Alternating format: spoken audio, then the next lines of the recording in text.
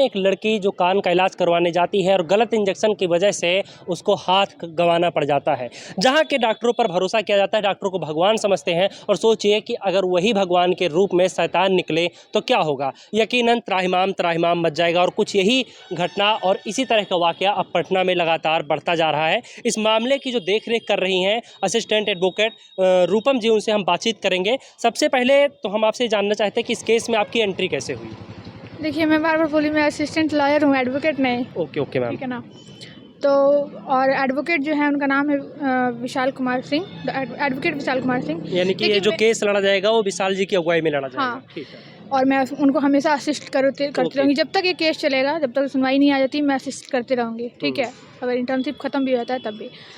मैं इस केस कैसे हुआ, नहीं, आपकी एंट्री कैसे हुई? देखिए, कल मैं अपने जो निजी कार्य होते हैं मेरे में वो कर रही थी।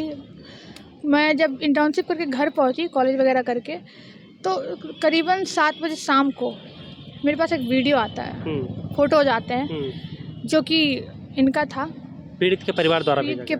नहीं, निभा कुमारी जो है, अच्छा, निभा रिपोर्टर, उनका वीडियो था, उनका रिपोर्ट मेरे पास आया। फिर मेरी उनसे बात हुई, फोटोज आए, मैं दहल गई। और मैं आए दिन ऐसे मुद्दे को उठाती रहती हूँ, आप मेरे फेसबुक प्रोफाइल पे देख सकते हैं। पहले भी 1-2 रेप केस है, मैंने उसको भी देखा है, उसकी भी केस नहीं ले रही थी जब पुलिस, तो मैंने उसको भी उस टाइम उतना नॉलेज नहीं था जब मैं वकालत की पढ़ाई शुरू की थी। नॉलेज था लेकिन लिटिल बिट था, तो जितना था उसमें हुआ। लेकिन अब थोड़ा नॉलेज का जो पढ़ाव है बहुत ज़्यादा हो गया है, तो उसको यूज़ करते हुए मैंने इसको देखा। एंट्री हुई इसी तरीके से, उनका आया मैसेज और इनका मैंने फ़ोटो वगैरह देखा, मुझे रहा नहीं गया। और मैं आजकल की युवा लड़की हूँ, मैं यही सोचती हूँ कि मैं वकालत कर रही हूँ, मतलब मैं प्रोटेक्शन ऑफ लॉ हूँ, प्रोटेक्शन ऑफ कॉन्स्टिट्यूशन हूँ। और भविष्य में हो सकता है कि मैं बहुत अच्छे जितना हो सके मेरे से मैं न्याय दिलवाऊं। अच्छा, इसके बाद में जब आपने देखा तो आपने यहाँ पर जो भी पीड़ित हैं उनके परिजनों से आपने बातचीत की? हाँ, एक पैर पे खड़े होकर मैंने किया। ये मैं अपनी तारीफ नहीं कर रही, मैं पता है क्यों बता रही हूँ चीज़, ताकि मेरे जैसी जितनी भी लड़के और लड़कियाँ हैं, सब लोगों लॉ बहुत लोग कर रहे हैं। कितने लोग आए इस चीज़ में, कितने लोग आए। पॉलिटिक्स भी को भी मैंने इसमें घुसने नहीं दिया। और एक दो NGOs हैं जो यहाँ आना चाहती थी, मैंने उनको भी मतलब इनडायरेक्टली वे में रोका है कि अगर वो आए तो केस का। आज छोटू आरती के केस में क्या हुआ, कमजोर हो गया ना। जी बिल्कुल। अगर इसको सही से देखा जाए, सही से लड़ा जाए, तो मैं बताती हूँ कोई भी केस पेंडिंग नहीं रहेगा, कोई भी केस कोई हारेगा नहीं। हारेगा कब? जब वो गलत है तो ऑब्वियस सी बात है भाई, तुम तो जेल जाओगे। जो भी पनिशमेंट है। परिजनों से आपकी बात कल रात में हुई या आज सुबह? कल रात में ही हो गई। कल मैं 8 बजे पता चला, ठीक है, तो मैं रेडी भी हो गई थी यहाँ आने के लिए। तो इन लोगों ने रोक दिया कि अभी रात हो गया है बहुत, क्यों आ रही हैं, बहुत मीडिया लोग आया हुआ है। हम बोले मीडिया को पहले जाने दीजिए, हम आते हैं। तो फिर इन लोगों, फिर हम बोले कि ठीक, फिर हम बोले कि पहले सारा सबूत एक जगह हमको दे दीजिए। एक काम करते हैं, लीगली वे में चलते हैं, क्योंकि इन्होंने जो बताया, कॉल्स आ रहे हैं, क्योंकि पार्टी बड़ी है, कॉल्स आ रहे हैं, ये कंप्रोमाइज़ के लिए मैसेजेस आ रहे हैं, कॉल्स आ रहे हैं, और लोग भी यहाँ पे आए थे कल।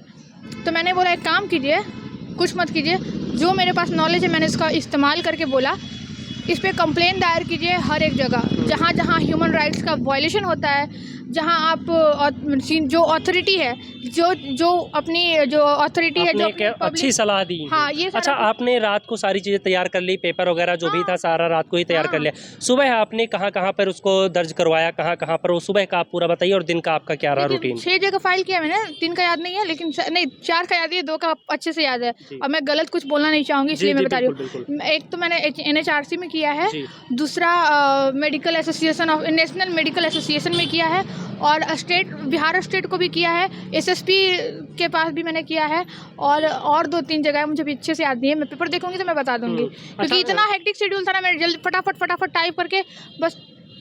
पुलिस की तरह से जो टाल मटोल किया गया, क्या आपकी फाइल में उसका जिक्र है कहीं? बिल्कुल जिक्र है। तो मैंने बताया ना कि SSP, जैसे हर एक पैरामीटर को मैंने देखा कि क्या क्या गड़बड़ियाँ हुई हैं, हॉस्पिटल्स की हुई, प्रशासन की हुई, कहाँ क्या कुछ हुआ, सब पैरामीटर को मैंने देखा। और फिर कहाँ इस पे FIR ना करके। सामने वाली पार्टी जो है आपके सामने देखा जाए तो पहाड़ की तरह है, आपको नहीं लगता कि हाँ बहुत सारी चुनौतियाँ आएंगी, दबाव बनाया जाएगा? आपको नहीं लगता कि कभी कभी ऐसा होता है कि पहाड़ तो है, लेकिन होता है ना, खोदा पहाड़ निकली चुईया।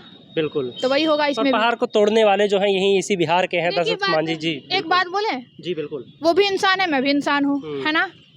वो भी अपने दिमाग से वहाँ तक पहुँचे हैं, हमारा भी न्याय वहाँ तक, न्याय तो सबसे ऊपर है, बिल्कुल, मैं भी बिल्कुल, वहाँ तक कानून से पहुँच ऊपर सकती कुछ हूँ। नहीं है। कुछ नहीं, मैंने बार बार बोला है, कानून से बड़ा भगवान कोई नहीं है। मैं बताती हूँ, मैं यंग लॉयर हूँ।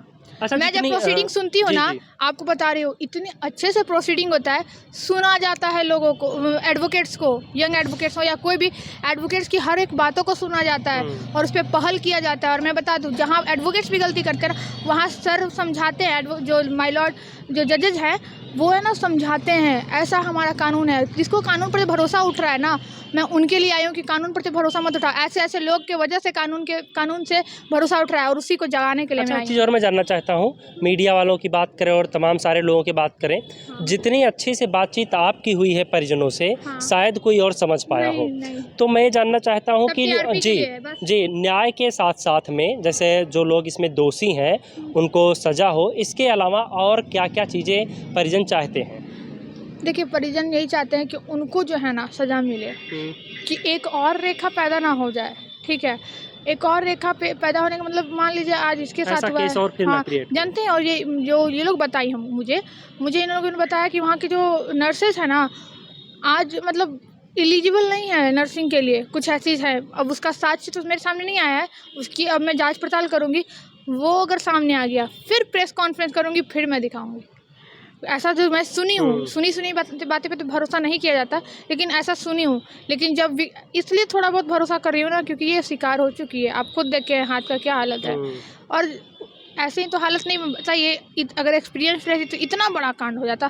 कांड क्या, तो ज़्यादा कि दाने हो जाते शरीर पे, बिल्कुल। इचिंग होती, इतना बड़ा चीज़ कैसे हो जाता, कि इतना हाथ का गंवाना पड़ जाए। अच्छा, कंपनसेशन की बात की जा रही है इसमें, जॉब की और कुछ पैसों की बात की जा रही है। तो दोषियों को सज़ा हो। अभी प्रेस कॉन्फ्रेंस में बताया कि पैसे भेजे गए हैं अगली पार्टी की तरफ से, वो ज़रा आप थोड़ा-सा बता दीजिए। देखिए, पता है 2 लाख भेजा गया, ठीक है, और 10,000 भेजा गया था दिल्ली भेजने के लिए। दिल्ली ये लोग गई तो पता है क्या बोलते हैं वो लोग, तुम लोग ना दिल्ली एम्स गई ही नहीं हो, तुम लोग घूम फिर के आ गई हो, दिल्ली का हवा तो मिला नहीं था और गई हो और दिल्ली का हवा खा के आ गई।